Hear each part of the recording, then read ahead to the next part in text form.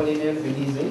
Je suis vice-président exécutif et directeur général de l'Association patronale des entreprises en construction du Québec.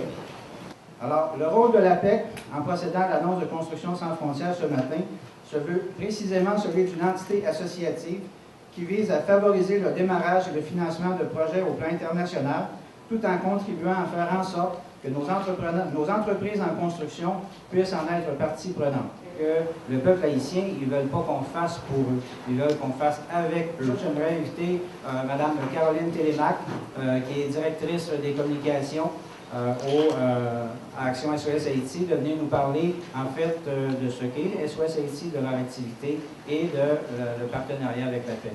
Je vous remercie d'être des nôtres ce matin pour partager avec nous le bilan d'une année de travail acharné à mettre sur pied des initiatives pour accompagner le peuple haïtien dans la reconstruction du pays. Action SOS Haïti, H, est une organisation sans but lucratif ayant pour mission de mobiliser le capital humain, de soutenir et d'investir dans les efforts de reconstruction afin de permettre au peuple haïtien d'atteindre son plein potentiel. Merci beaucoup, M. Lisée. Je suis vraiment très honoré de faire partie de ce lancement. Je pourrais vous dire que ça a commencé quand on discutait et que je présentais le rapport annuel de Terre sans frontières à M. Lisée. J'ai avec moi ici, j'ai invité à venir dans la salle le frère Fernand Doyon, qui a été 55 ans en Haïti et que le 12 janvier dernier, il était dans l'écroulement de la maison où il était. Il y a des milliers de personnes disparues. Il y a 2 frères de l'Institution chrétienne qui sont décédés. Il y en a 2 qui ont survécu. Et le 5e, heureusement, qui n'était pas là. Donc, ce jeune Gibbs, chef de service de réhabilitation à New York, est venu avec l'idée que nous devons tout faire pour que nous puissions bâtir un centre de réhabilitation en Haïti. L'idée a fait son chemin.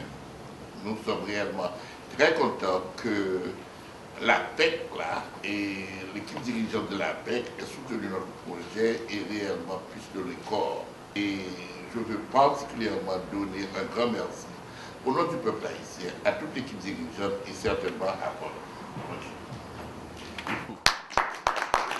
Et pour revenir à cette conférence de presse, je dois dire que j'appuie personnellement et le gouvernement du Québec, j'ai mis en contact le ministre des Relations internationales avec l'APEC dans le cadre de ce projet, car vous savez que mon rôle, c'est d'être le coordonnateur auprès des acteurs de la communauté haïtienne pour le gouvernement du Québec. Donc, lorsque j'ai rencontré les membres de l'APEC qui m'ont parlé de ce projet-là, j'ai tout de suite dit, d'ailleurs, quel que soit le projet que je trouve, qu'on me présente pour Haïti, je peux vous dire que je suis toujours partant. Et donc, en ce sens, j'appuie ces projets-là. Donc...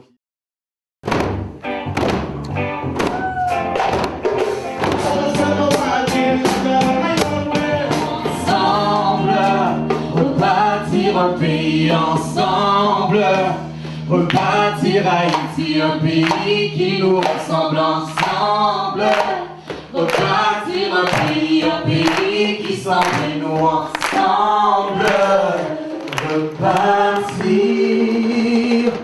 Haïti.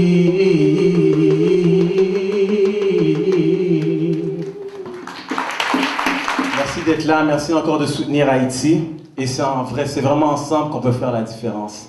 Merci beaucoup. Merci à toi. Ensemble, rebâtir Haïti.